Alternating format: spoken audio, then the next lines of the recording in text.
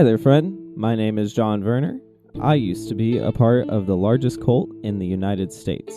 After studying the Bible, Christian history, and ministry, I set my sights on confronting the problematic nature of white evangelicalism in the United States. In 2019, I published my first book as a first step in addressing the subtle issues of this complex system. This podcast will continue that work under the same title. Welcome to The Cult of Christianity.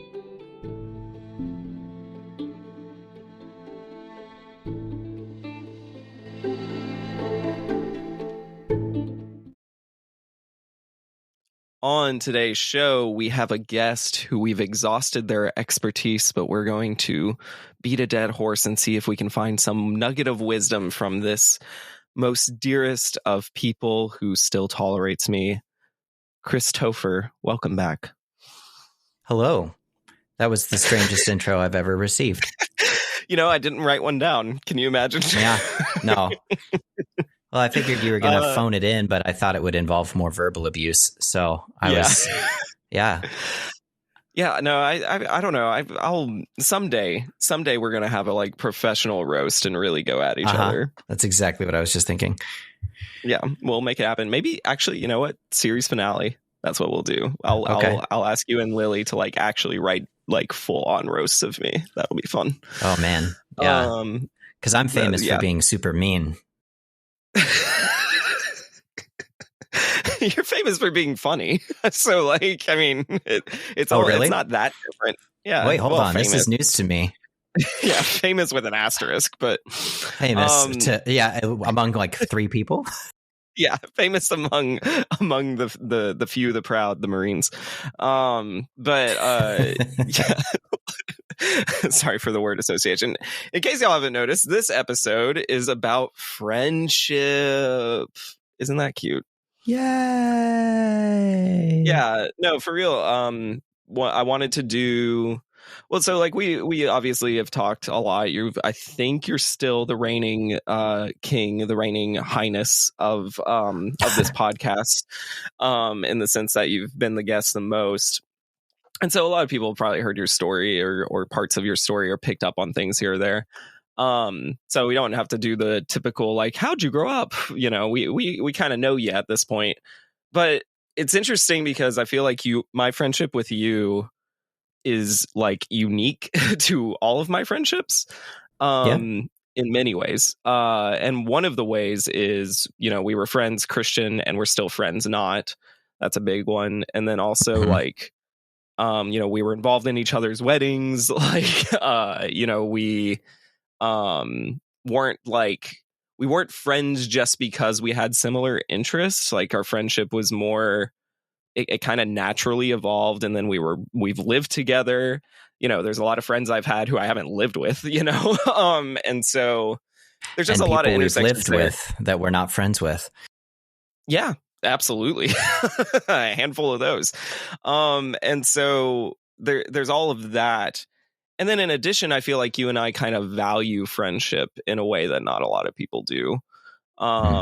And I think that's a commonality that you and I share that's not just with each other, but just in general. We have strong tendencies to want to keep our friends safe and to be loyal and those kind of attributes. So I thought it might be interesting to kind of dig in to our friendship a little, but mostly just how we perceive friendship in general.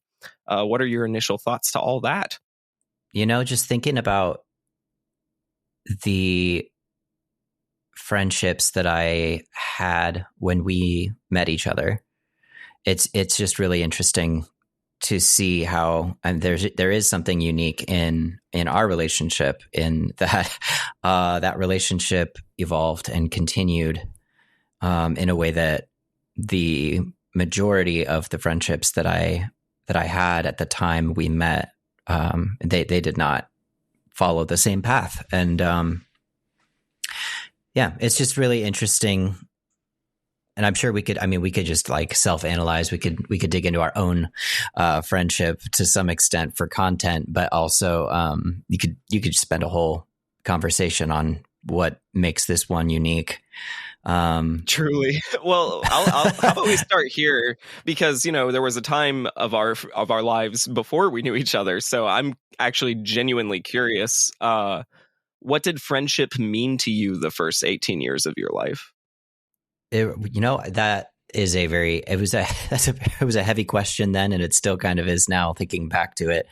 The first 18 years of my life being homeschooled, and pretty socially, I was socially awkward. A lot of that social awkwardness was internal, because I was afraid of coming across socially awkward, and that developed as I got older. But even in early childhood, friendship was just people I knew.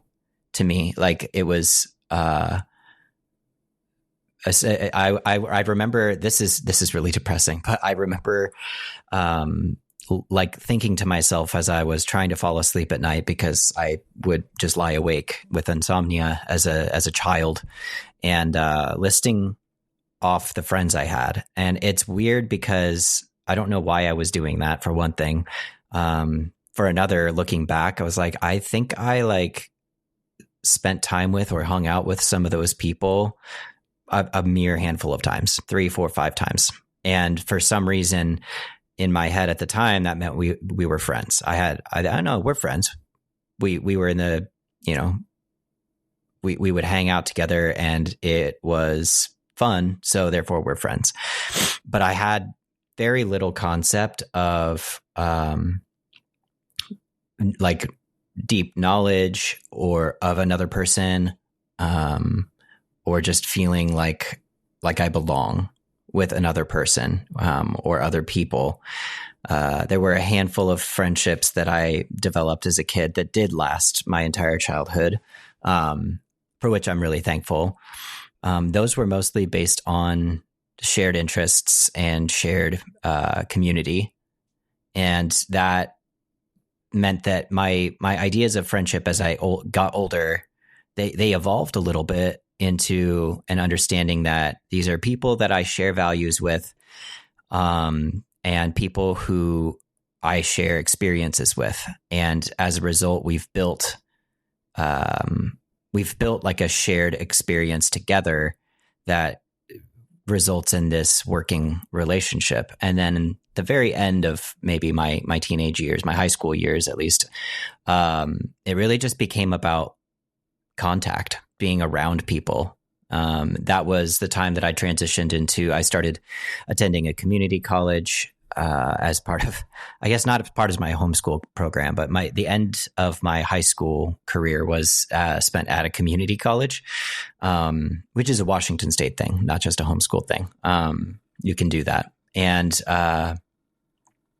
so in that, I started to actually like make friendships with just new people, get to know people better that I had known before.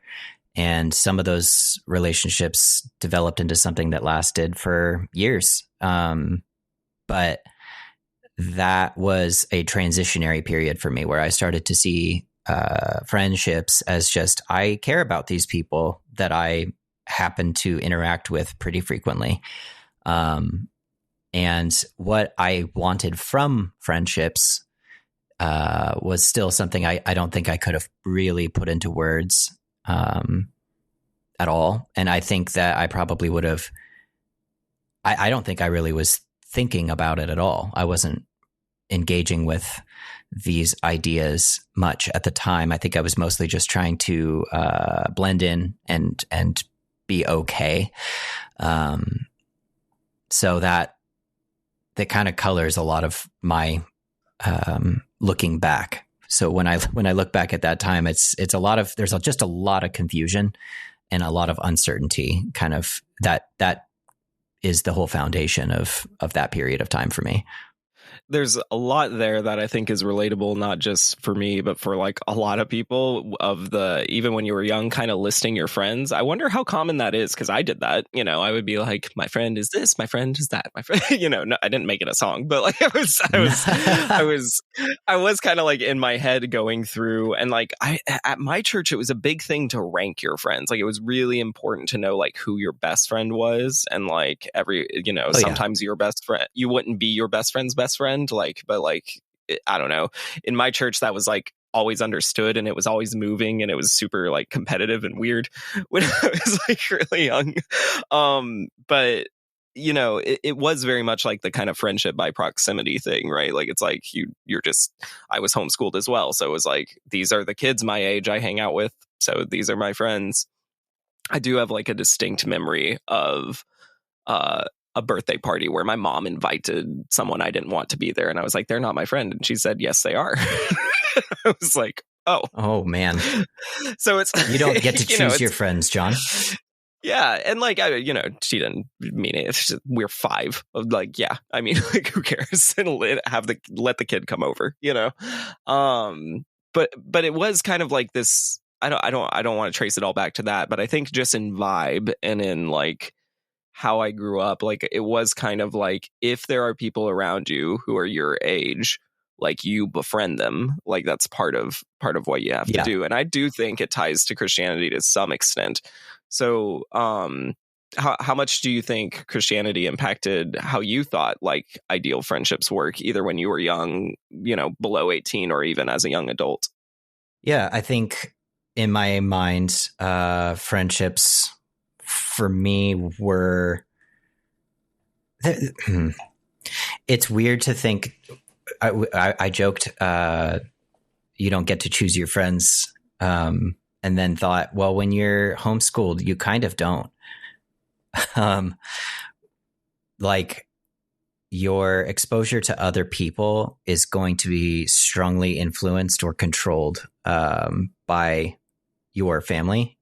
And that varies dramatically for different people, because those families may choose to enroll you in a lot of extracurricular activities where you can meet a lot of different people, or they may choose to really restrict you. For me, though, it was pretty much just church and homeschool groups that exposed me to other people my age. And I was never, I don't know if this was just kind of a quirk of mine, I didn't intentionally hang out with people as a kid. That was something that just happened based on my family getting together with another family, or something that like my mom arranged, like play dates, basically, without it really being called that. And that didn't evolve or change as I got older and started to enter puberty and become a teenager. It wasn't really until probably, I don't even think my first year of high school. I think it was a couple years into high school that I started to like realize like I had to be intentional. Yeah, it's weird to think that I had to kind of figure out how to become friends with other people on my own. Just kind of, to some extent, I think most people, everybody kind of learns that on their own. It's just they start learning that when they're really young. And if you are going to school every day, you're seeing the same people every day. That proximity that you were talking about, where if you're just around people the same age, then you're friends. And then people learn a lot earlier in life when they're going to public school that's not actually true, and that you might not be friends with some of these people. And the weird thing for me was when I started to think for myself, who are my friends? Who are the people that I want to be friends with? I have autonomy and get to make some of these choices for myself. Who do I develop relationship with? That happened very much in the context of my church youth group. And in my mind, I think it was a given that people who I was going to be close to were not going to be, not to use a double negative. They were going to be people who were Christian. I wasn't going to become close to people who believed really differently from me. And that really kind of created a fantastic amount of self-isolation. Brutal. I mean, like, that's brutal. I don't know how different it is in other dynamics though, because, for me, I've always been a bit of a social butterfly, even though I weirdly also hate people. But I am social. Just I'm social in career. I'm social in mentality. I'm just a social guy. But high school for me was rough, even though there were a lot of people who, I guess I would present as my friends. Internally, I thought I had no friends, even though I did, and I think that isolation is kind of tied to this, you have so little control over your life. And it doesn't feel like you're the one choosing your friendships. And I wonder how much of that is different or similar to, let's say a more normal person's upbringing than you and I. But I think there probably is a lot there that crosses over. But it does make it interesting because I feel like you, at least by the time I met you at Moody or was hanging out with Moody, you adapted to be social fairly quickly, or at least that's how it seemed. Yeah. So that definitely started in high school. My first 2 years of high school, I was extremely miserable, very depressed, and very lonely. And looking back, knowing myself better now, I think a huge portion of that was that it was that isolation, and not knowing how to break out of it. Because I mean, honestly, if to some extent, my parents probably did have an idea of it. And I think, honestly, it was scary to them. They were probably worried about me more than anything. This wasn't something that they intended to do. It was a byproduct of both the way I was raised and who I was and my social skills at the time. But once I was in a scenario where I started to feel like I belonged, I was able to develop relationships and friendships that were deep and that I could feel invested in and rely on. At the same time, I also developed confidence that allowed, by the time you met me, I was a lot more confident meeting new people in, I should clarify, in a controlled context. And so it's been I feel like my development as a person socially has taken years longer than it should have.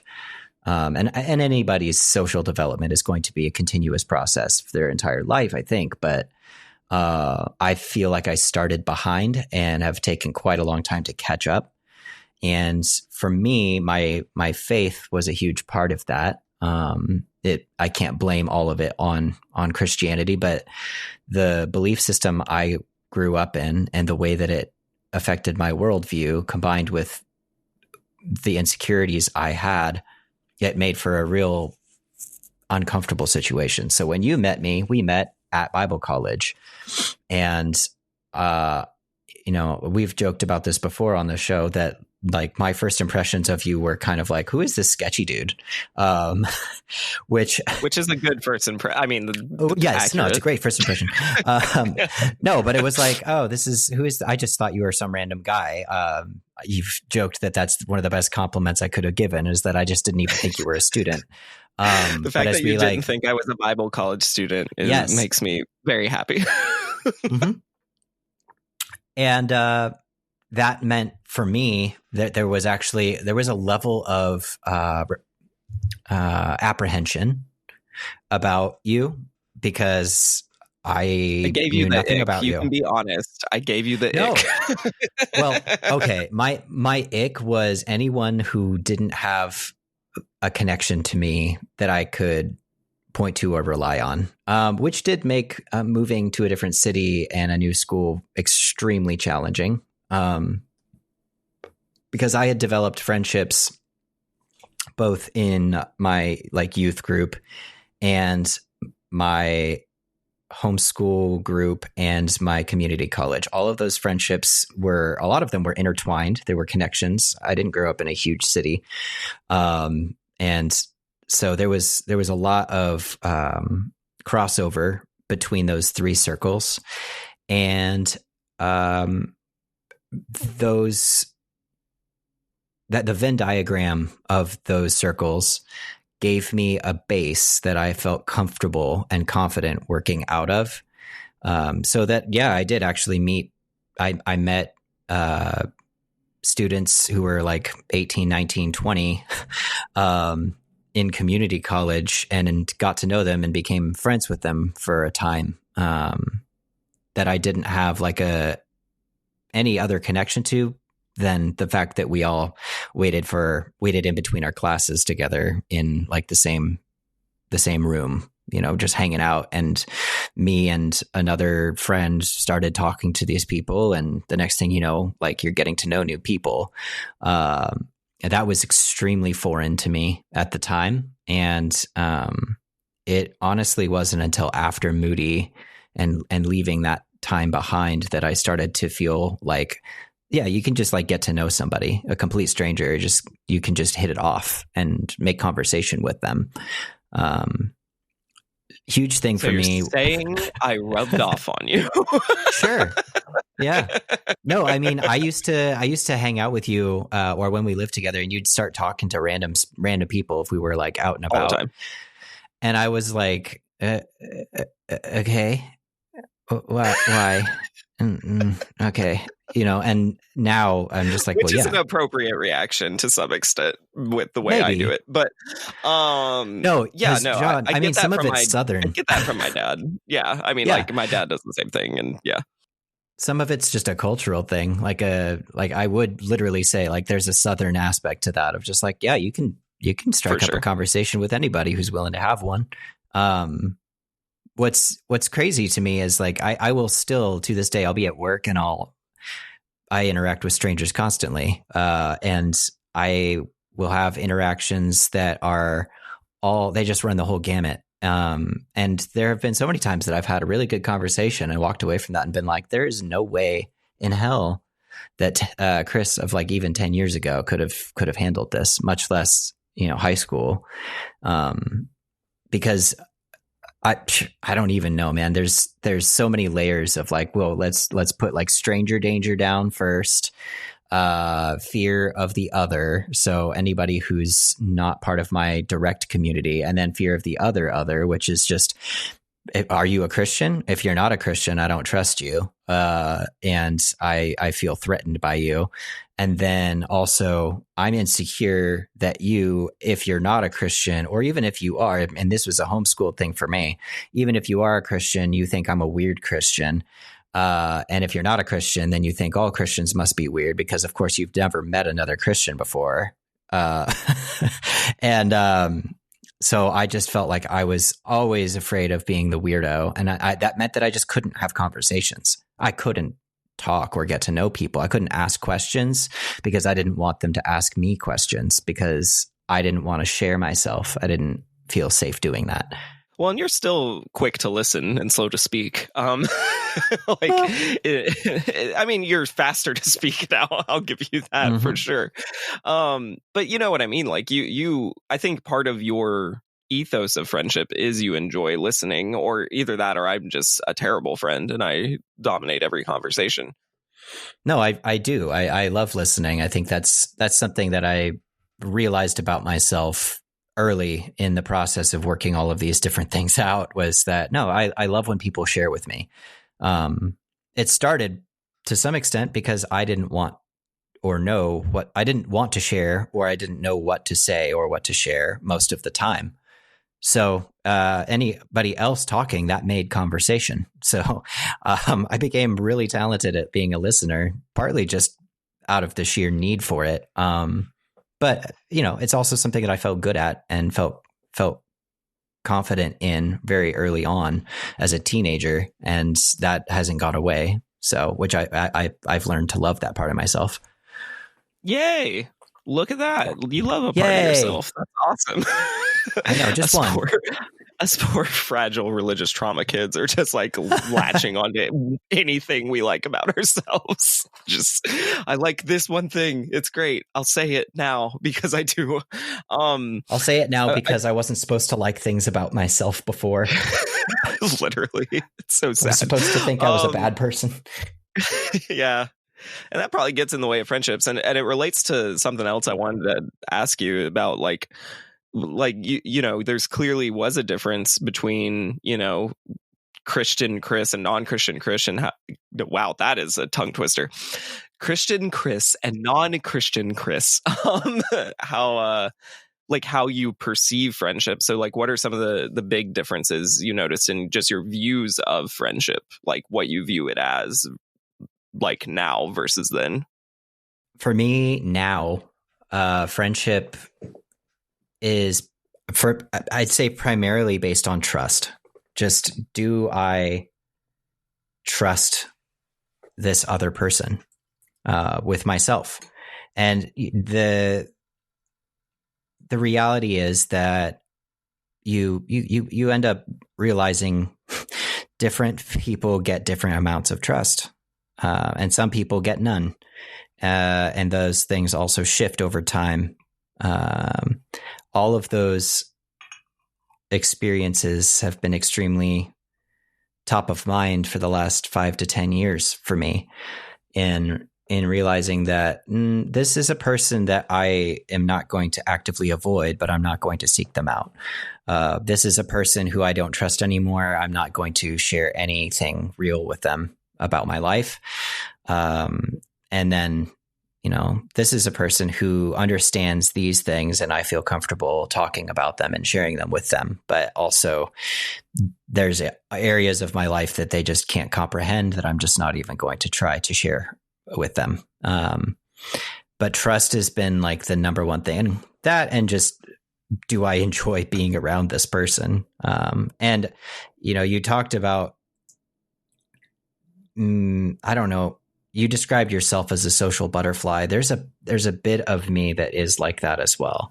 Not in that I have a huge friend group or spend a ton of my time hanging out with other people, but just that I very much get along with most people. Sometimes I get along against my will, but I get along with most people pretty easily. And that's a nice factor or feature that I can look at with myself, of being like, oh yeah, like I can get along with people who are all over the place, very different from each other, very different backgrounds, who probably would not understand or get along with each other at all. And I just like adapt, because adapting is what I've done my whole life. But I think that is indeed a good quality, and one of the few good qualities you have that I share. But like literally, of like, yeah, I can talk to. I mean, you've witnessed it. Like, I can talk to people who would never be in the same room with each other. And there's like that is like a social skill. That's not like just like mere survival. That's like that takes effort, in the brain, and it takes effort, and it takes empathy, frankly, to like be able to talk to certain kinds of people. That, and I like what you were saying about trust, how it's not like everybody gets the same amount of trust, or even that there's necessarily a specific threshold of trust for people to meet in order to be friends. It can be on a curve to some extent. It's like, well, I understand this person had this upbringing, so I can adjust how many chances I'll give them, or whatever.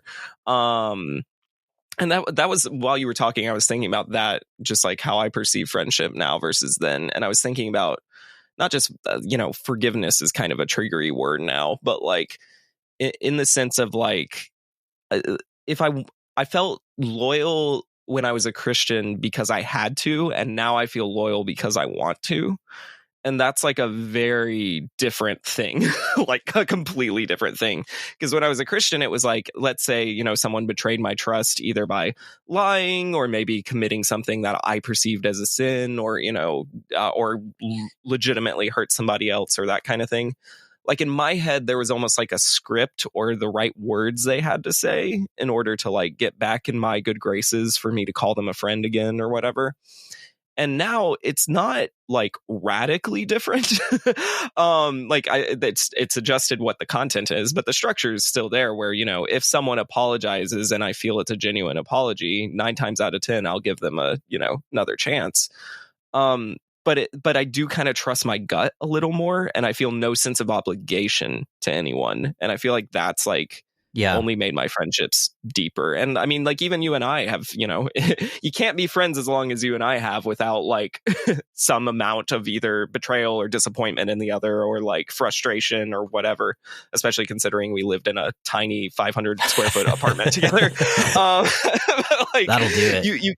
Yeah, that'll do it to anybody. But you know, I really do think like, you know, it's not just about the trust. It's about like that's huge, but it's also like how many times am I willing to? I'm trying to think of a better word than forgiveness, because it's not like a Christian-y pardon type thing. It's more like do I trust them to learn, or like do I feel like they still have value to add to my life? It's more along those lines. Do you know what I'm saying? Yep. Can I put that behind me? That's a good way to put it. Yeah, because there's going to be things where you don't necessarily feel like, yeah, that's fine. You know, it's over. It's okay. I don't care so much as that happened and it was bad, but it is behind us, and I trust this person to not make that kind of mistake again. Forgiveness is such a weird thing. Because I think what I just described to some extent is forgiveness for a lot of people. But because of good old evangelicalism, little babies. Yeah. Forgiveness is so much more. It's like, no, I've erased that. It no longer exists. And that's not realistic or healthy, because maybe it is good to evaluate, has this person betrayed me over and over again? And I've just like ignored it. You know, I for me, that doesn't mean that I'm going to attack and lash out, but it does mean that I'm absolutely not going to pursue that relationship further.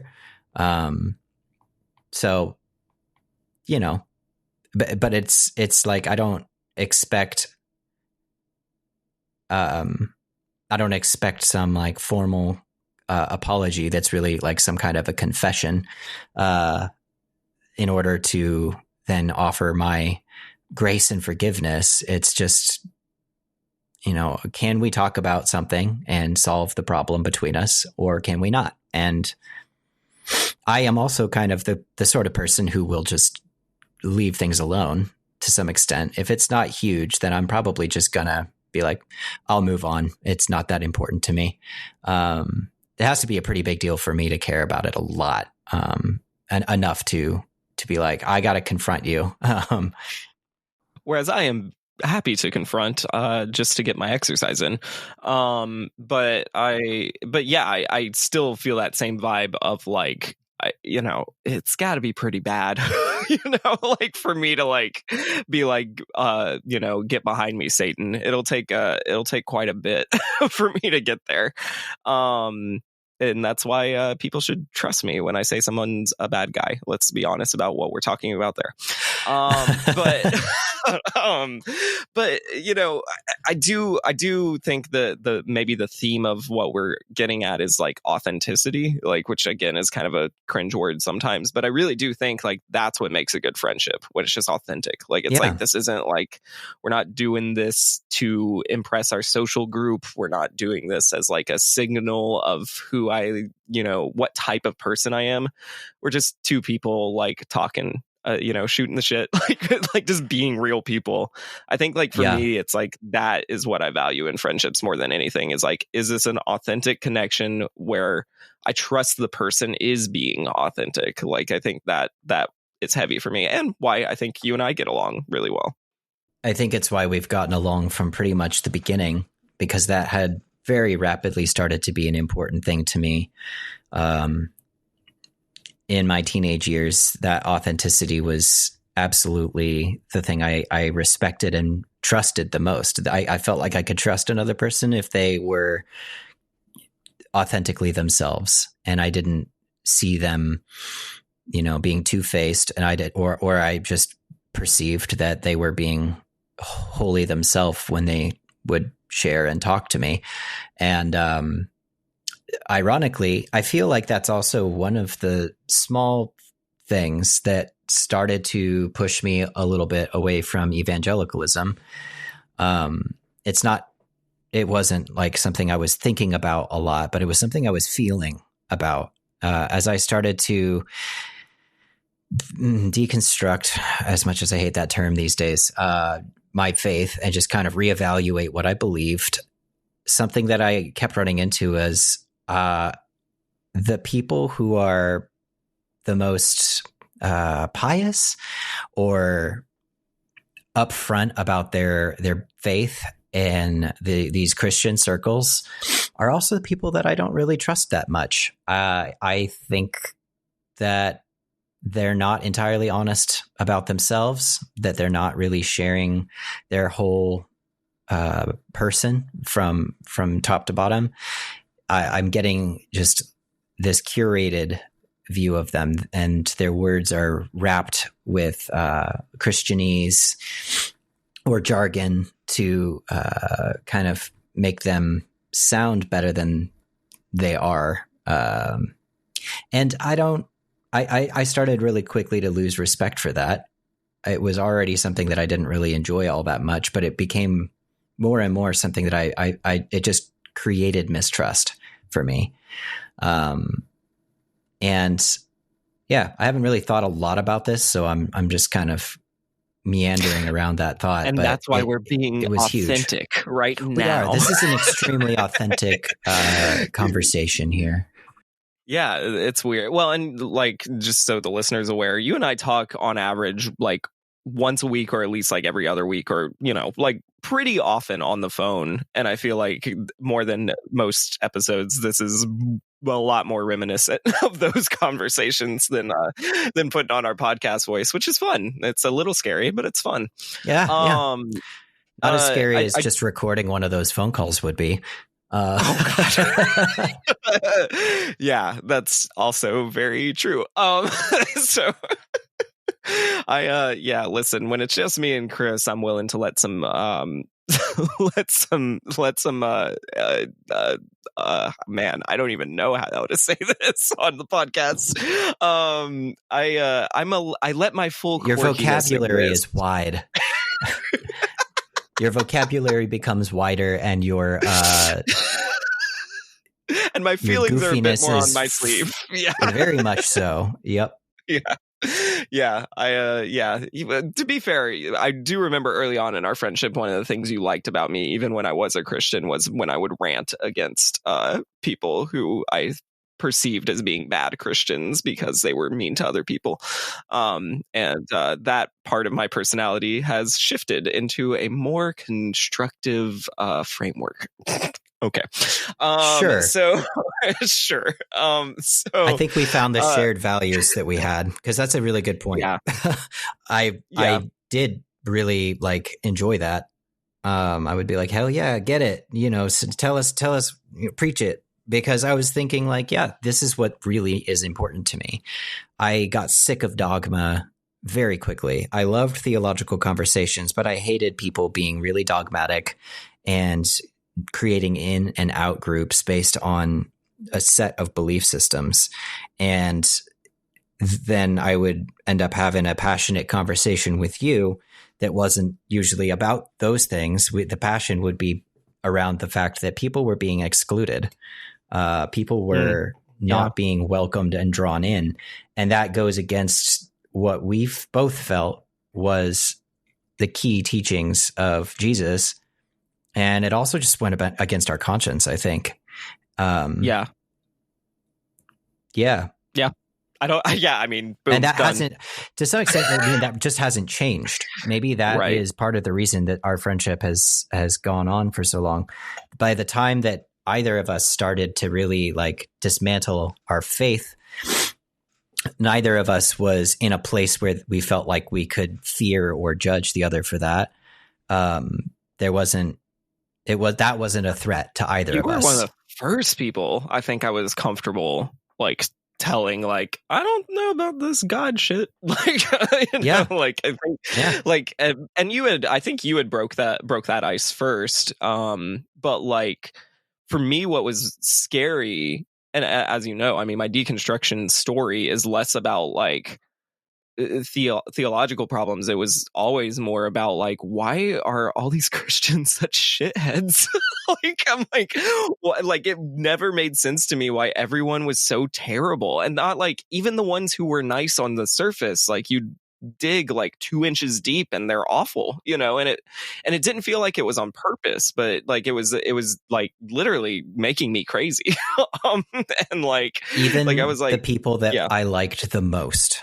Even the people I liked the most, who I genuinely thought were pretty authentic people, would reveal this part of themselves that made me cringe and like recoil. I'd be like, what?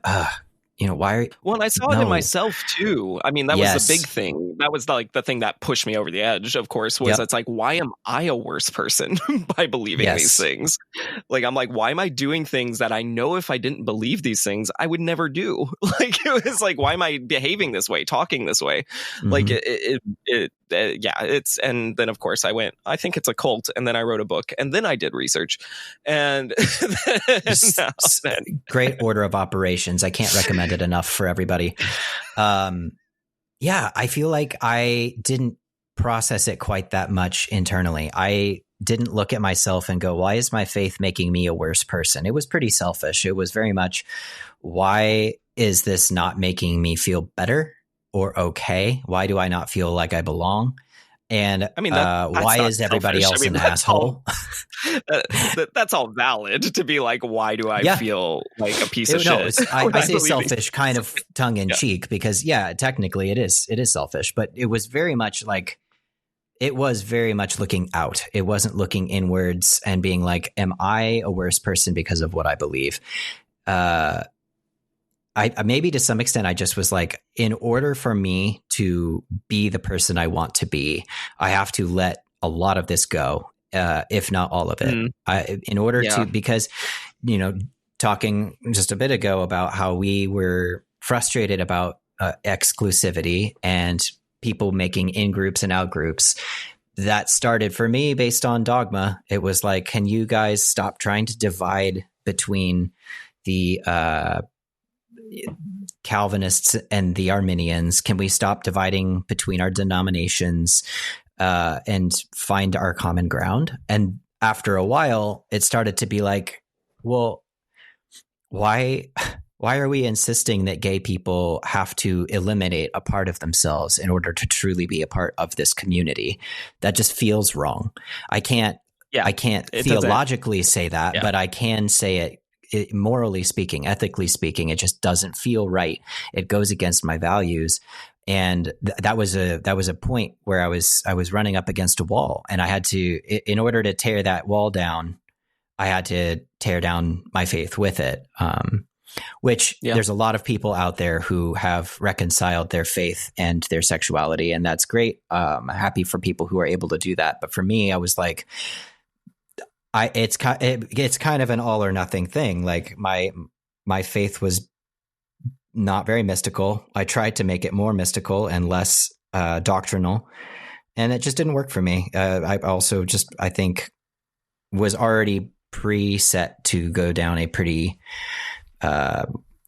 materialist, scientific mindset worldview, and that's the route that I ended up going. But I had to tear down my own belief system in order to better confidently be who I wanted to be, because I constantly felt guilt and discomfort talking to people who weren't Christians. That like, I just constantly felt like I was like, I'm supposed to try to save these people. I never shared the gospel with non-Christians.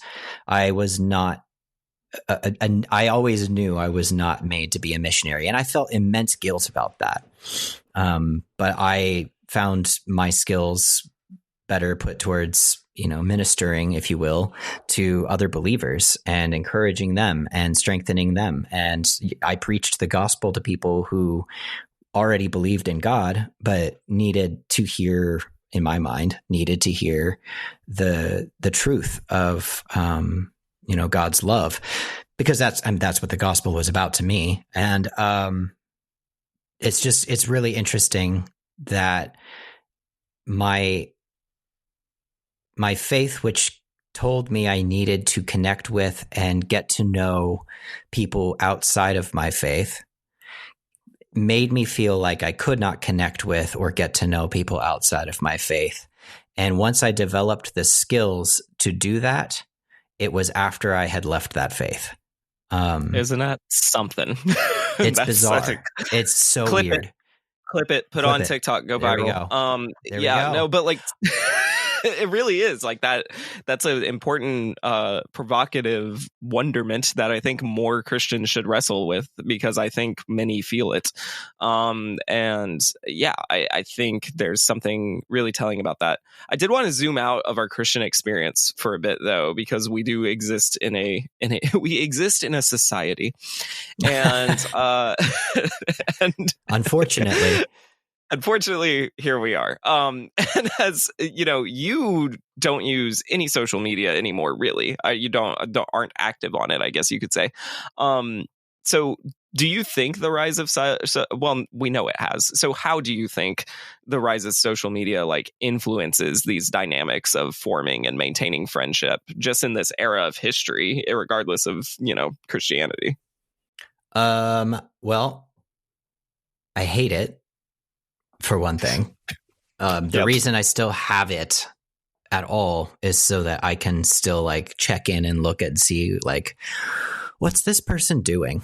Where'd they go? And I don't know. In my mind, I have the same phone number I've had since I was in like 8th grade. But a lot of people I've known over the years have changed their phone numbers. So I haven't deleted Facebook because I want to still be able to try to reach out and get a hold of somebody if their number's changed. In the off chance that I decide, hey, I wonder where this person's at. What's up with them? And that's the kind of thing that connection, that ongoing, connection to people you barely know anymore. That's something that I feel like maybe could have been really cool or beneficial in social media. Instead, I feel like what I've seen from social media in all its forms is just more of everything that I started to despise about fundamentalism and Christianity, in that people create these boxes that people are supposed to fit in, these in groups and out groups. And you already hinted at this, but there's plenty of data pointing to the fact that social media has damaged the way that we look at ourselves and our peers, that we have these curated feeds that we're looking at, and it damages the way we view ourselves, because we think my life isn't like that. And then at the same time, we curate our own feeds. This is probably more of an Instagram thing and perhaps a TikTok thing for some people as well. But it's this curation of aspects of yourself. It's the exact opposite of authenticity. And the pressure to do that is so high. And at the same time, you're consuming it. It's not just consuming you, you're consuming it. You're scrolling And for I to some extent, I think for a lot of people, most people, maybe even now, social media is not even really social as much as it is content. It's a lot of content, and then the social side of it is just that you can link it, share it, send it to your friends, tag somebody in it that you think will think it's funny or get it or whatever. But it's such a bizarre alternate universe with real people in it. And when it's just strangers, it's a little bit more like the old internet. People who have, like me, have a TikTok where they don't actually have followers or friends that they actually know. And they're just, pursuing random interests or scrolling to see what kind of gets thrown at them by the algorithm. That's going to, if they choose to engage socially, that's going to be a lot more like the old school internet, where you're just talking to strangers on a online platform about things that you care about or think are interesting or funny or whatever. And I do kind of like that, but on the friendship side of it, where it intersects with friendship, I just feel like there's so many ways that it creates such bizarre dynamics where you don't learn something because someone told you. You learn something because you saw it on Facebook. You don't know something about someone because they told you. You saw it in their Instagram bio. You don't. The list could go on. It's strange that, like, for a lot of people, they're going to find out someone's pronouns just by checking their Instagram. That's a real thing that's happened to me, where I'm like, I didn't realize this person used she, they pronouns, which is an example of where you could not be told that, I suppose. But to just be like, wait, are you like, you're not quite who I thought you were. There's more to you that you've just never shared with me.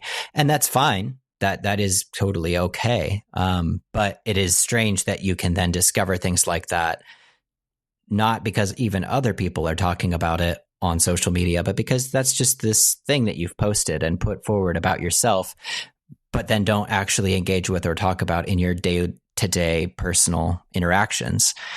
One thing it's reminding me of is like how, because you and I are on that cutoff of the last generation that remembers like pre-social media, that remembers dial-up, that remembers like blogs being the first social media and all that. And so like for me, what it's like if someone was just sending you a newsletter every day. Like, because people used to do that, right? Like at the end of the year, they'd send out like Christmas cards or whatever, giving a summary of everything that happened that year. But like sometimes it just feels like the thing you're describing is like, go to the mailbox, open it up. Here's what I like. Here's some things I've been thinking about. You would think that person is crazy. And we're just all doing that now. And myself included. Obviously, the main thing I use social media for is like promoting my work. And I don't love doing that either. That's this whole other side of the capitalist critique of it, is like it's people become commodified, and like authenticity gets synthesized in order to be commodified, and it's like it's really gross, and uncomfortable, and I see a lot of problems with it. Yet I also feel like if I don't learn the language of it, I won't have a career. And it's like, that's not fun. It's not great. And so like people will also think like they know me very well through social media when they do not, and it happens a lot. Now, granted, I will say, upsides, like I've connected with some other people who I would have never connected with about this stuff, if it weren't for social media, but most of the people I've actually gotten along with and like, will talk to outside of like feeds, will actually like DM and like, maybe even text or phone call, are people I've had on the show and had a 90-minute conversation with, and like enjoy their vibes and like do get to know them just, by hearing, by having a real conversation. And granted, podcast, they're a little synthesized too. This is a little bit inorganic because we know there's an audience listening, but like it's still the cues, the human cues, that I'm hearing the voice, I'm hearing inflections, I'm hearing pauses, I'm hearing like the wheels turn, I'm hearing well actually this, the clarifications, and like those are little things you just miss when everything is so damn edited and like so like, and that part is really dystopian in my opinion. And you brought up one other point that I wanted to ask you about, is the whole like everyone wants to talk about how society is polarized now, which I'm like, yeah, I mean, we kind of always have been, but okay. But do you think people are more likely now, maybe outside of the social media space, to connect with like-minded individuals? Or has that always been that way, where it's just like you go around like-minded individuals? Because I feel like it's very hard to talk to people who are not like-minded anymore. Yeah. No, I think it's very, very much a real thing that is increasing, because, yeah, I do think people have always been drawn to and tended towards relationships with like-minded individuals. You're probably not going to become close friends with somebody who's diametrically opposed to you on something that you find to be vital. But in the grand scheme of things, I think most people's relationships and friendships, there's been room for some differences. And this goes back to that fundamentalism thing for me, where on social media in particular, I found at first the freedom of, okay, here's a place where I can be more honest about myself in certain circumstances, not Facebook, but there were points where I was like, I can be more open and honest about myself. Oh, look, like-minded individuals, like voices that I agree with and that are teaching me things, and people who share these values with me, whatever. And it quickly devolved, and I started to realize that what I was experiencing was a alternate fundamentalism, where yes, perhaps the values were less harmful, at least from my perspective. I certainly think they were less harmful values. But I don't even know if I'd say values, beliefs, because the values were, you need to think this way or you are bad. And in a lot of ways, that was worse than the Christianity I grew up with. We've talked about this off mic before about how secular Puritanism. Secular that's the phrase Puritanism. We like. Puritanism, yeah. It probably would have existed anyway, especially after the advent of social media.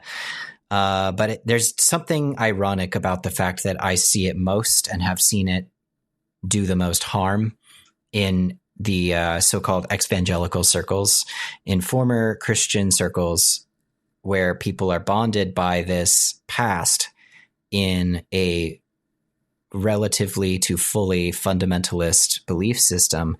They think they've escaped that, and they've escaped the theological belief system, but they've held on to the values that they still had, that you need to be in or you are out. You need to fit in and believe certain things, and that the belief is everything.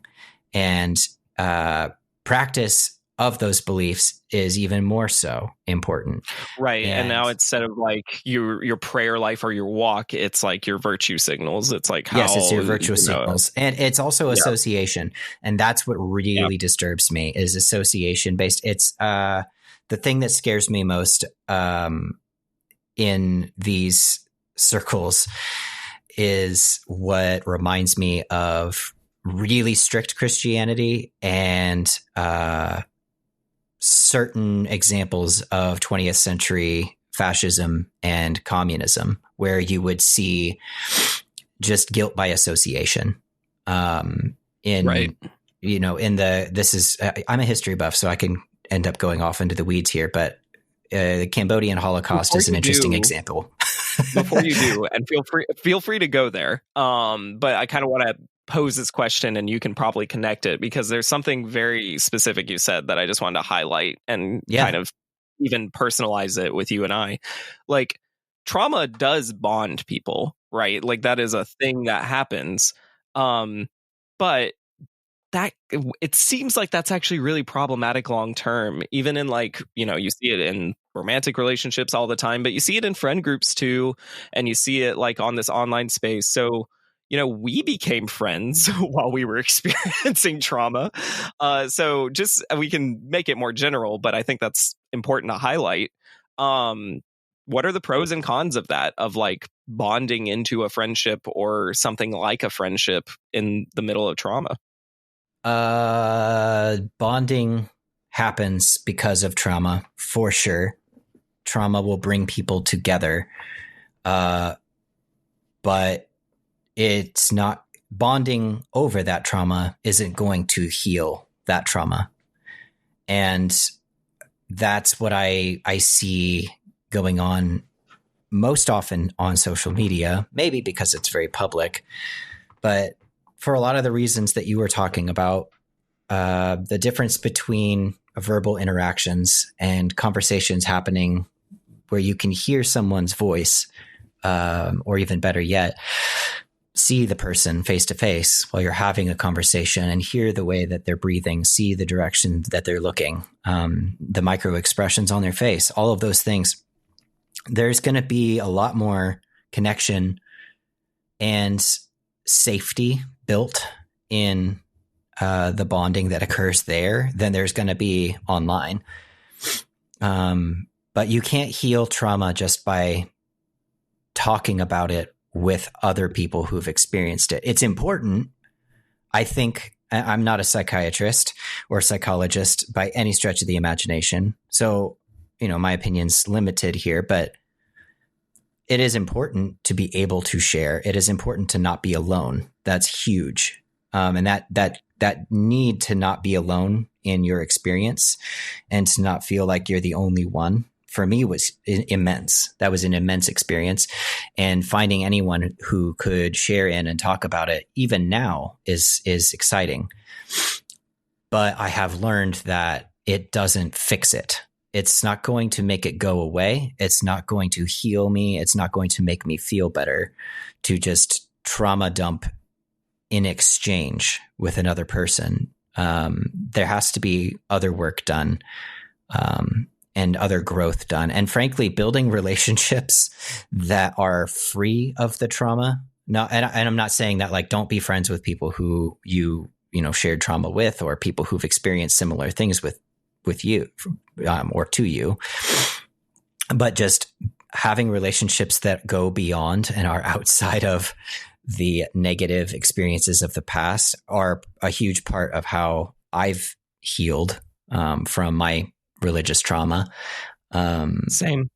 Yeah, it's so much. The world is so much more than the pain that you experienced, but the only way to know that and feel that is to experience it, experience the good, or the other, the outside, not just stay stuck reliving the pain and the hurt.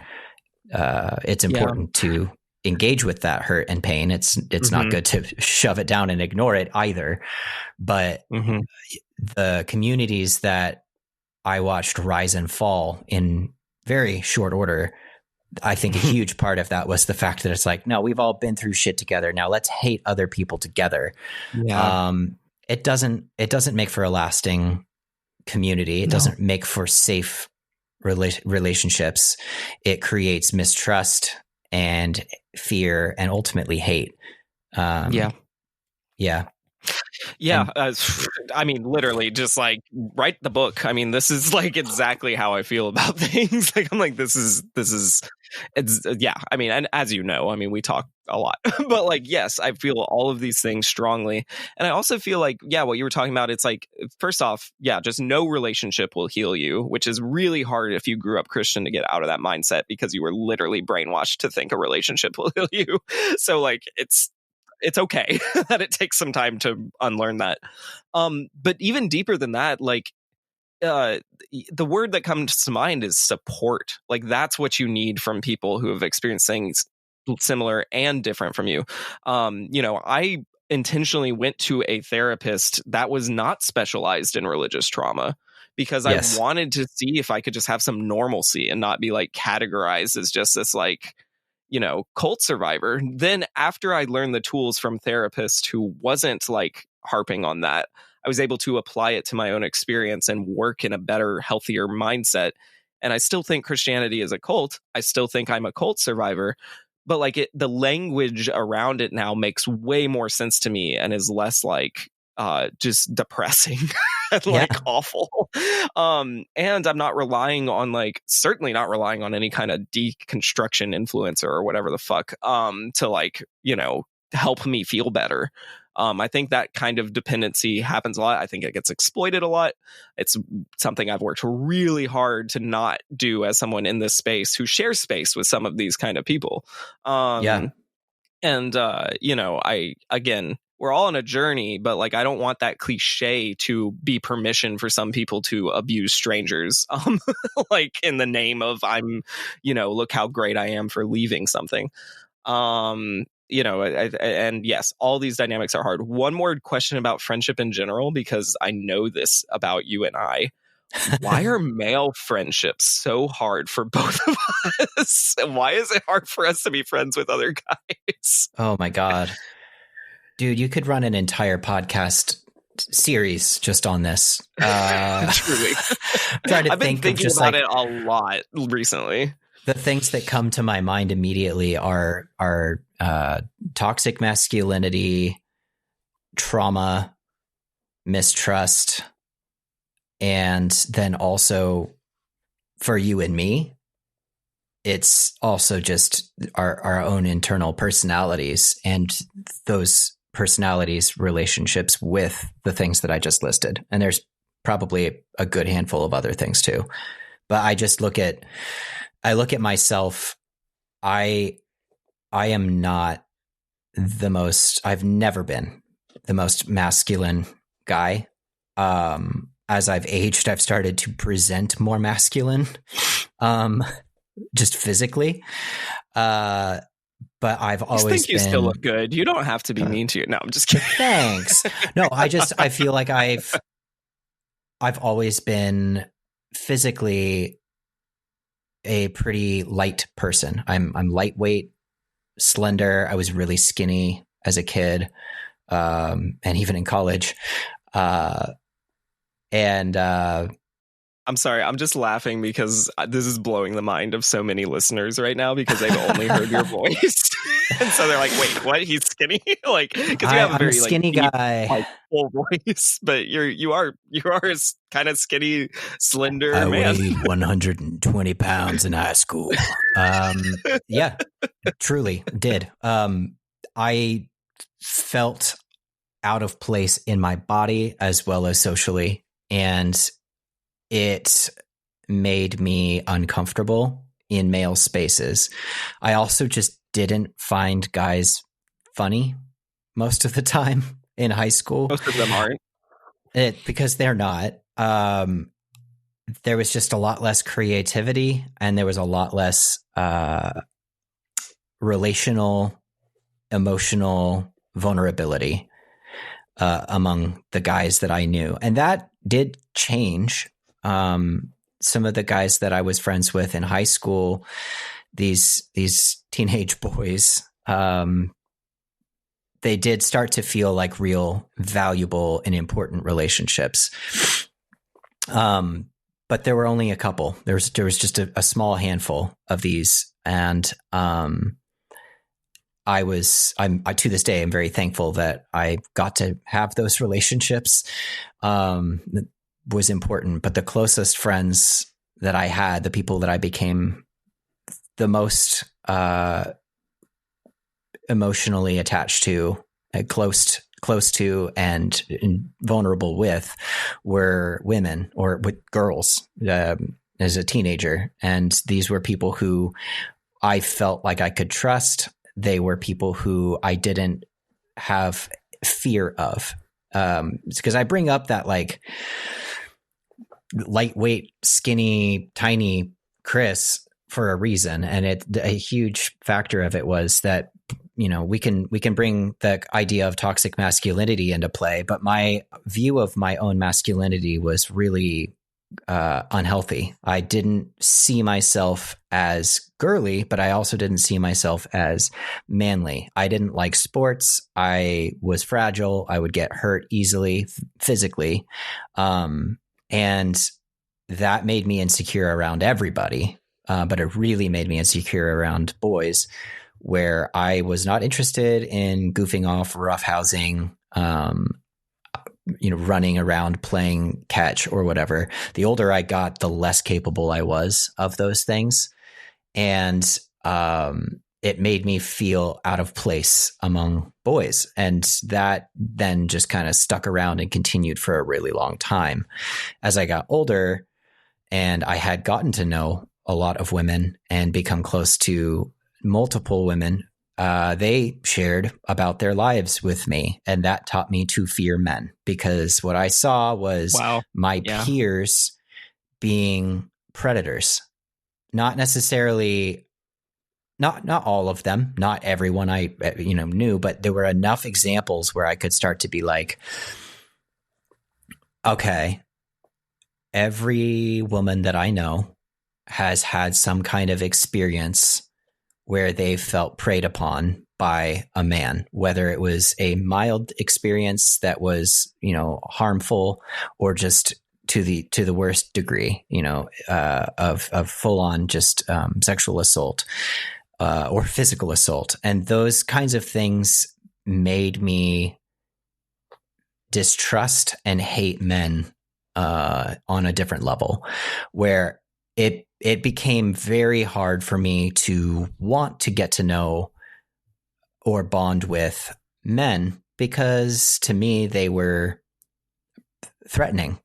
I had actual data saying, no, most guys are bad. That was my interpretation of that data anyway.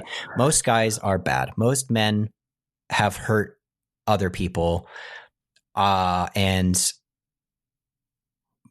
almost every woman that I have gotten to know has an experience where a man has hurt her. And that really, really jacked up my ability to connect with or relate to men. And then that was just the beginning, because then the Me Too movement happened after I started to feel and recognize those things. So what's really shitty, to be honest, about all of it is that I now have a really complicated and unhealthy relationship with my own masculinity. I feel in the years since leaving my faith behind so much more comfortable in my own masculinity, confident in myself, and not ashamed of the different aspects of my personality, because I don't feel like there's anything wrong with celebrating and embracing the feminine side of my personality. And it's taught me then to appreciate and value the masculine side of my personality, which is by far the more prominent side of me that gets presented. But at the same time, there's a lot of self-hate and mistrust for myself, because I despise the toxic, unhealthy behaviors associated with masculinity. I despise toxic masculinity, for sure, but I also just the associations that I have with manhood and men are still mostly negative. And when I'm presented with a situation where I am behaving in a certain way, and I am told, hey, you're doing this thing, whether I'm told explicitly or not, hey, you're behaving like a toxic man, you're behaving misogynistically, you're whatever. It's so hard for me to receive that and accept it. Not because I think that's BS, but because I don't want to accept it in myself. I don't know how to gracefully handle being told that, because it devastates me. And it's not where my heart is. It's not where my intentions are. So I just become defensive, which is, just more, more toxic masculinity. Right. And so all of those things though, then affect the way that I view other men and how I can connect to them, which is again, one of the things that makes our relationship so bizarre because Truly, here we are. This is one of the longest running friendships I've had in my life. And it's with a guy. Yeah. Sorry. And a really toxic one too. Yeah. Well, it's funny. Amazing. It's funny that I relate to a lot of what you said. That's going to be hard for me to stop laughing at. Hold on. And he's hella toxic. The funny thing is though, like I relate to what you said, and it's almost like it feels like you don't want to be egged on, right? Like you don't like you're. I think you and I are both aware that like we're not an exception to the rule of like men being conditioned to be monsters, and like it's like scary because it's like, well, I don't want the other monsters to tell me to go be a monster. And we probably, have like those moments growing up where we can remember that happening where like, a guy says a very offensive joke and you just laugh along or encourage it or say one yourself, or even deeper where it's just like, the predation where it's like, especially in Christianity, like you're trying to find a wife, like it's very predatory and like that like messes with your head if you think too long about it and you were a Christian. And so like it is almost easier to withdraw. But like a big thing for me is just like I feel outed by men whenever I try to like be like I get along with men fine. I do like sports, I have some things going for me that men respect, like I can hang if I need to. But it's hard for me if like I can't let things slide. So like if I hear like a misogynistic comment and I say something, immediately I'm going to be othered because I'm taking it too seriously, or I'm just being a buzzkill, or like those kind of things. And it's just like, yeah, John, why can't you just be one of the boys? It sucks. It's like, shut the fuck up. Like, I'm not the bad guy for saying something true. Like, shut up. Well, and this is the thing where there's a lot of gosh, I'm trying to think of the right word to describe it. There's a complex dynamic to this too, because we joked about it. If we were to record our own phone calls, there are so many clips that could be taken out of context to destroy our like public image. Our like lives. If not that I have one, but yeah, we could be canceled for things that we've said or jokes that we've made. Here's the thing though. The fact is that there's a difference between laughing at what is inappropriate or making a sarcastic joke in a safe environment that's not going to make another person uncomfortable. And being around people who are normalizing harmful or abusive comments. There's a huge difference between two men who both know the other respects and values women, making a joke about, well, you know how women are. Like, well, and to be very clear, that sentence not to do public image not to do public image. No, I'm just thinking like I want to say that like saying something like that in that context is laughing at the fact that men really act and talk that way, and we don't view the world that way. Yeah, where it's a satire thing. The joke is we're satirizing men when we're and if I'm in a position where other men are just goofing off and then they say something bluntly like that, like, well, that's the wife. She's insert some absolute bullshit comment here. It's infuriating because I'm like, no, what you talk that way about the person that you are married to, or you talk about an entire gender that way. Like that's gross. And I don't want to be associated with it. Yeah, and that's why I mean I think you and you're the I buzzkill. find safety in each other because we're not like, you know, well, a lot of this you know, like, and by the way, like it's not like I just have those conversations with you. Like I'm people who know me off air know I'm as down for a funny offensive joke as the next person, but it has to be funny and the offensive has to still be punching like up. And like if you're punching up at how ridiculous men talk, that's fine. But if you are encouraging a behavior that's just like insane and just like and literally illogical, and like it's like a classic example was like the when every freaking old guy was making the Bud Light jokes, like the, you know, calling it, and it's just like, this is not funny, this is just stupid, like you're just being stupid, like that's like, those are the kind of things that's just like, stop. But like if you and I are making fun of those guys, that's always funny. And so like it's a fine distinction, and I don't think everyone gets it. But I do think it does tie into like this big question, which I think is an obvious one. Like the answer is probably pretty obvious, but do you think our friendship is stronger now that we aren't Christians? Yes. Yeah, cool. Moving on. No, but like, like it's like I think there's reasons for it. But there's a lot of reasons for it. Yeah, and part of it is just getting older, and you know, I don't want to like just say it was magic. We stopped being Christians, and now we, you know, are perfect friends. And I'm not even saying we're perfect friends. But do you think there's a? Let me spin it kind of the opposite way. Do you think there is a version of Christianity that can encourage healthy friendship, or is it always culty?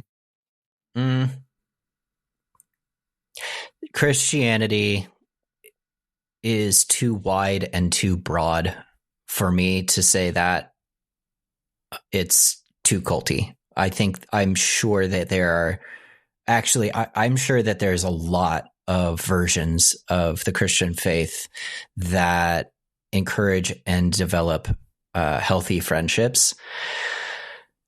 I don't think that Christian evangelicalism in the West is an example at all. I think that the evangelical experience of Christianity is really, really bad for friendships. I think you may make a lot of friendships if you fit in right, if you check the right boxes, but I think it's extremely bad for friendships and relationships. I witnessed in the kind of downturn of my faith and my partner's faith as we were dancing around what our faith meant or looked like, what we believed, all of those things. The friends that we had from Bible college fell away from us. And one of the reasons for that, I saw this a lot more with my spouse than with myself, was that there's this strong instilled belief that you are supposed to confront and hold accountable those you're close to. And that could look like, hey, this relationship you're in doesn't seem very godly. It could look like, do you spend enough time in the Word?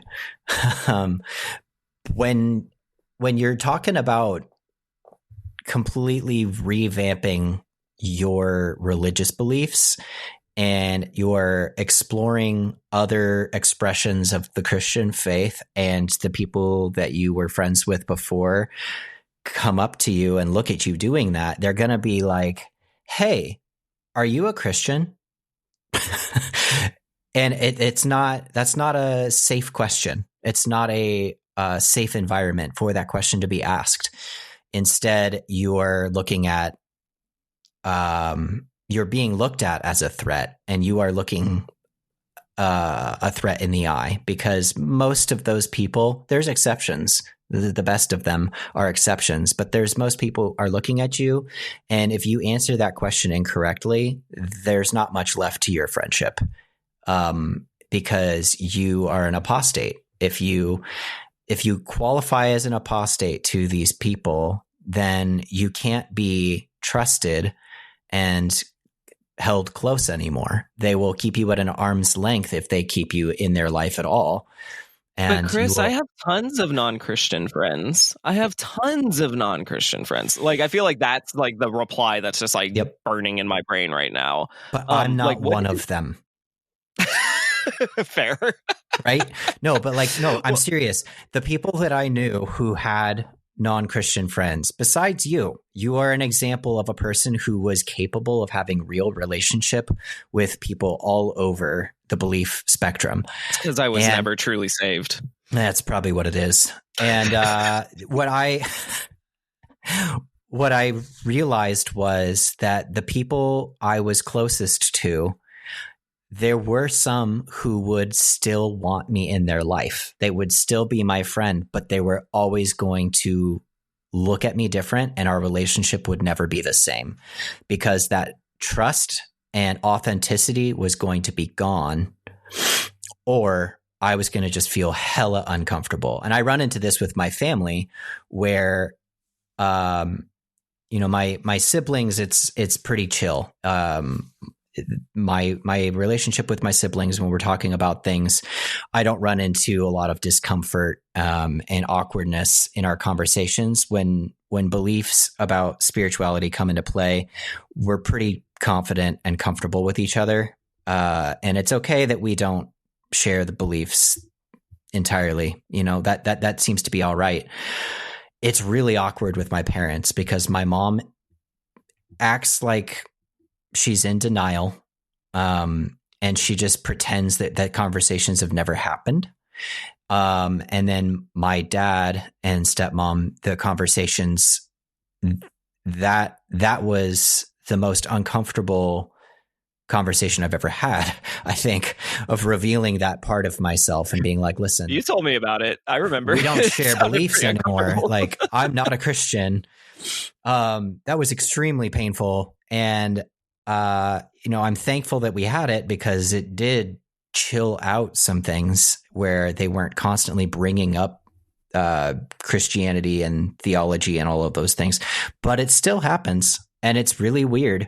And so you can see that when you leave the faith behind and try to continue friendships with people who have not been on that journey with you, even part way, it's super awkward because they're either going to, like I said, keep you at arm's length, and they're not going to be able to talk about parts of their life with you anymore because they think, you don't want to hear it, or you're not interested, or they're going to talk about them and they're going to be preaching at you while they're talking about them.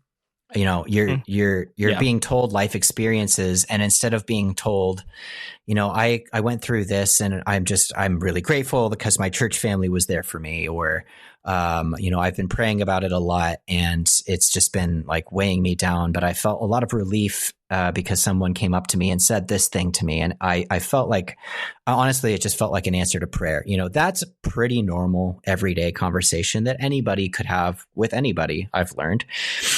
But when it turns instead into this strange theological soliloquy, it's weird. It's uncomfortable because I'm like, you're trying to passive aggressively preach to me right now. I know what that is because I used to do it. And I feel so uncomfortable and alienated by it. Well, and there's also an element here of so no matter if you take your Christianity seriously, which I think is a little broader than evangelicalism, although obviously that's the most intense one. But if you take your Christianity seriously, it is your whole life in essence. There's not really, in my opinion, I'm sure some woke preachers want to argue with me, but I'm like, there's not really a version of a faith like this that is just something you can kind of have on the side.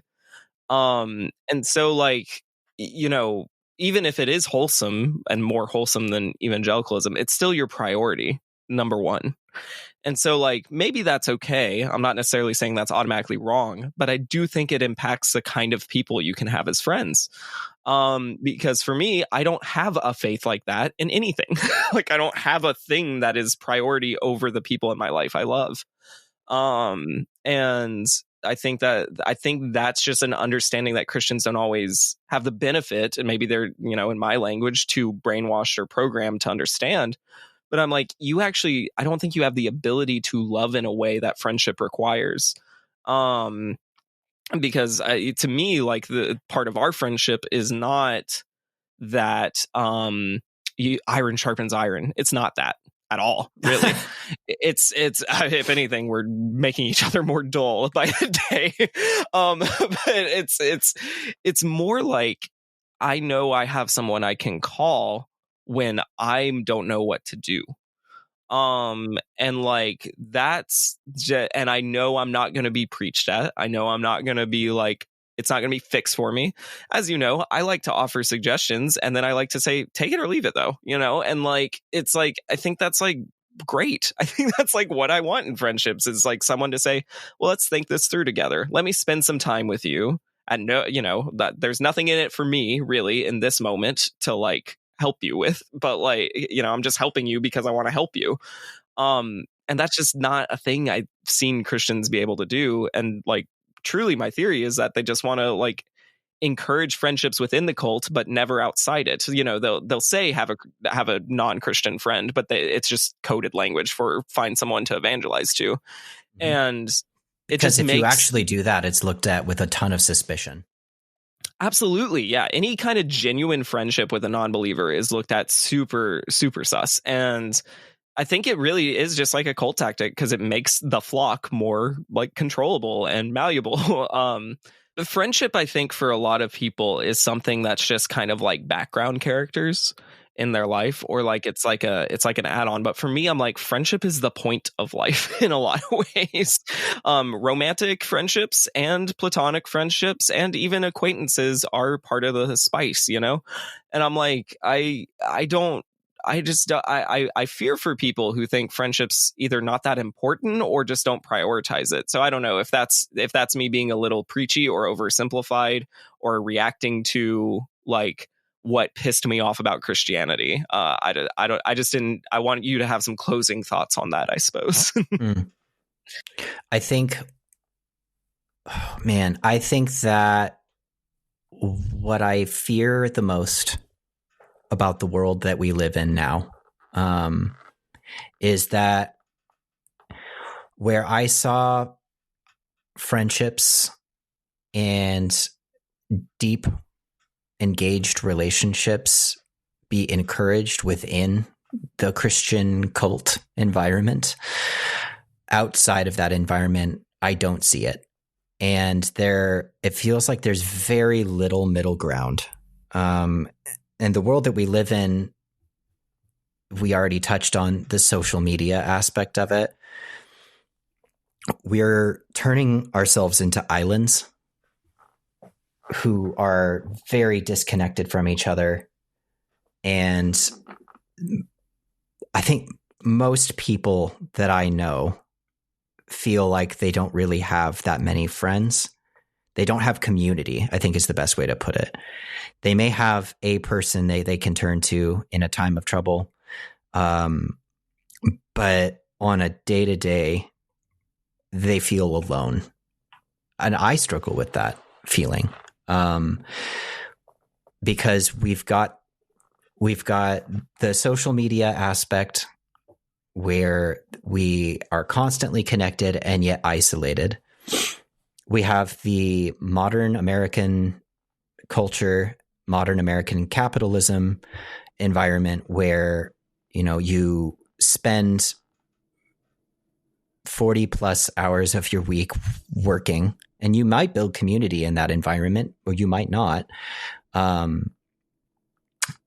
And so you spend a lot of your time just trying to take care of yourself and make the money you need to survive and keep going and staying alive. And then you come home or clock off or shut down your computer and you're tired. You might be tired socially. You might be tired physically. You might be tired both. For me, I feel exhausted at the end of my work days, and it if there's not something already pre-planned, I don't have the motivation to pursue or engage further social interaction. I spend 10 hours a day surrounded by people and talking to people. My job is extremely social right now. I'm very face to face with coworkers, with customers, and it's just a ton of social interaction and a lot of weaving in between and trying to manage the emotions of a ton of different kinds of people. That's emotionally and socially exhausting. And then, that's a long day. I work 4 10, so I'm working a 10-hour day, and I get done with that. And you're pointing to something kind of huge here. This is why people go to church in a lot of ways. It's like I can have an hour and a half of community for free if I just show up to this place and believe some things. Now, I know that's super reductive. No, it's so beyond real. It's the reason that we didn't stop going to church for a long time, because we felt like we just had to find the right space. And, we were attending a church that was funky as all hell, just bizarre, doctrinally speaking, because there just really wasn't a doctrine, or anything like that, but we were still trying. And I was at this point basically just not, I would barely have called myself a Christian, maybe depending on the day, wouldn't have called myself a Christian at all. And frankly, was pretty much a non-theist at this point, and yet still trying. And the reason for that was the community aspect of just, we've got to build a new community. We've got to build a new society for ourselves, a little mini society for ourselves to exist in, so that we have friendships and connections and people that we can rely on and a network to build off of. And you can't actually get that for free from church. you don't get it for free. It comes at a cost. Right. It's just not upfront what the cost is. No, it's very not. But if you leave that behind, the thing you're going to miss most, unless you've just been brutalized by the culture aspect of church living, the thing you're going to walk away missing most is probably relationships and community. Because most likely, if you're like me, and I think to some extent you as well, you're going to find that those relationships were conditional, and that because you don't quite fit the right boxes, you don't belong anymore. Your friendships will fade or completely dissolve. And then you're left trying to start over from scratch. And it is a whole lot harder to do that.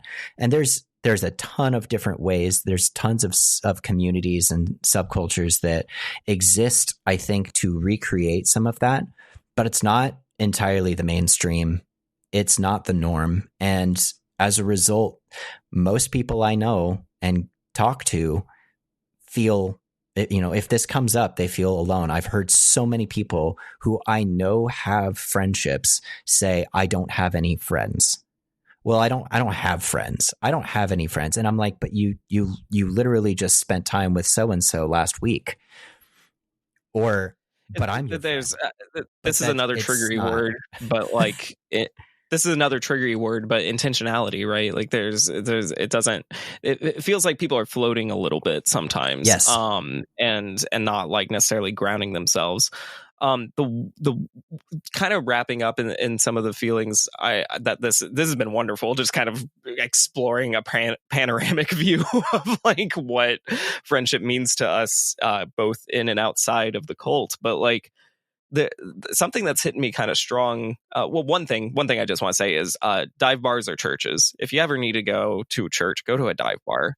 Like it might not be for everybody. I'm not saying that, but I'm like, try it out. Like, for real, just try going to like a place where there actually is no judgment, and like you can literally be any kind of person and just challenge yourself a bit. You might be surprised.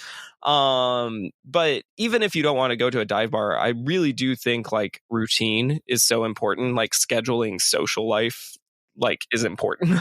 Like having like, I know even if it's not once a week, but like a once a month thing. Find your D&D group, find your, you know, whatever the thing is you like find the thing that you need. If it's a band, you know, music is a huge thing for a lot of people. Like there's a million things you can do. Don't limit yourself into like thinking you have to like do, you know, volunteer service under the guise of God telling you to in order to like have community. It's just not true. Like there's a lot of ways to build it. But I think even deeper than that is build your one-on-one friendships, like, and be honest and vulnerable and like say the things that you think the other person is going to be uncomfortable with, because you'll be surprised how chill they are. Or at least that's been my experience with Chris. Is you know, I've broken down in front of him. I threw up in a trash can on your birthday once. Yep. You know, I was having a rough time. Good times. Good times. But like, and you know, I feel indebted to you in some ways, but in other ways I know I'm not. And that's like the beauty of friendship, is like we have been there for each other in ways that I don't think I would have anticipated when I first knew you, and I don't think I could have even imagined as a Christian.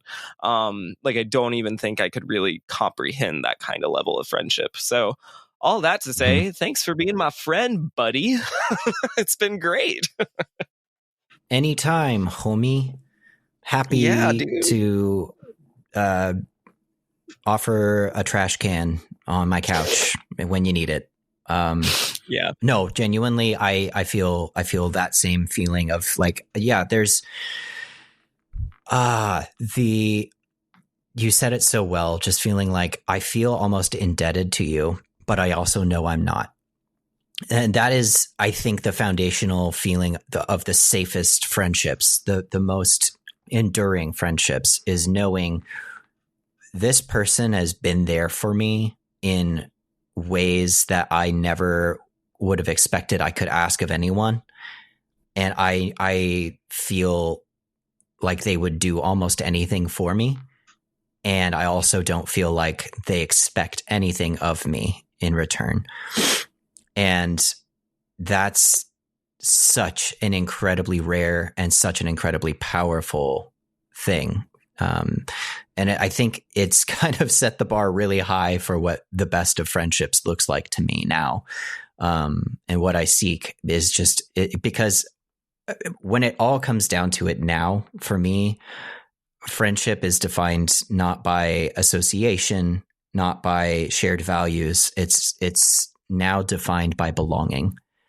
And it's a lot harder to find that outside of the church environment, but it still exists. It absolutely is still there. And it will, if you find it, it will probably be more impactful than you'd find it in a church community. And that's just, it's belonging. It's knowing that you belong, not necessarily somewhere, but with some people, and that you are accepted and welcomed and can rely on these people. It's a whole different level of powerful relationship. All right, I didn't cry. I was holding it back, but damn, dude. Thanks for coming on. You don't have anything to promote, so just promote me. Where can the people go to find out more about me? You can go to @the Cult of Christianity, pretty much everywhere. Okay, that's right. You're right. Yeah. I thought you were going to say @thecultofchristianity.com, and I was going to be like, what are you doing? Make sure to put an @ symbol after the www. www. @ symbol. That'll totally work. It's going to be great. It's going to be a good time. No, let's see. Yeah, you have a website, cultofchristianity.com. You have social media. Let's see. I think you have Cult of Christianity on Facebook. Is it under your name as John Verner? I don't. No, I'm trying. Good. Fuck Facebook, dude. Good. Fuck Facebook. No, I hate them so much. But you are on Instagram. You are also on Threads, baby. Threads, I'm you are killing no it. longer on the artist formerly known as Twitter, if I'm not Correct. mistaken. And Correct, do you still actively use the TikTok account? I've been a little static, but I am hoping that will not be the case forever. There's still a lot of good shit on there. So yeah, go to my Nice. TikTok if TikTok's your thing. Let's do it. Thanks, Chris. Anytime. I got you, bro. And this is the point of friendship, is to find someone who can promote your product later in life. Yeah. And if you feel like, wow, this Chris guy doesn't seem like a total piece of shit, and you want to be my friend, just reach out. You can contact me at John Werner, and just get a hold of John, and then say, hey, I want to get to know this Chris guy. And then John can pass that on to me. This is my great filter. Yep. I'm going to use you as my filter here, and that way I don't get a bunch of random weirdos sent my way. I love that. Yeah, I was going to say, I thought you were about to like literally give your phone number or email or something. I was like, okay, it'd be pretty. I did feel like it'd be really funny to give out a random phone number there. Just give out my phone number. I was holding my breath. Well, I know your phone number, so I was like, what's he gonna say? But yeah, thanks for coming on we will hear from you again, but this is the last season, man. So thanks for supporting me in this work I did in this adventure I've done, and coming on so much. It's been fun. Thanks for asking me to engage with it. When for the audience, when John first brought up the idea of a podcast, I don't remember if you suggested just having me on as a guest, or if you had said, would you want to host a podcast with me? I asked you to co-host way back when. Yeah. Which nowadays I'd be like, yeah, let's do it. Back then I was like, I don't know if I want my name associated with the cult of Christianity. I feel scared. And it's really funny to see how over the last few years I've just been like, oh, let's talk about it. Let's go into it. Because what do I have? What do I have to lose? Let's just be real. I've got to be authentic with the entire internet. Everything to gain too. Yeah. It's been fun, and thank you for talking about friendship with me. And to the rest of y'all, I will talk to you soon.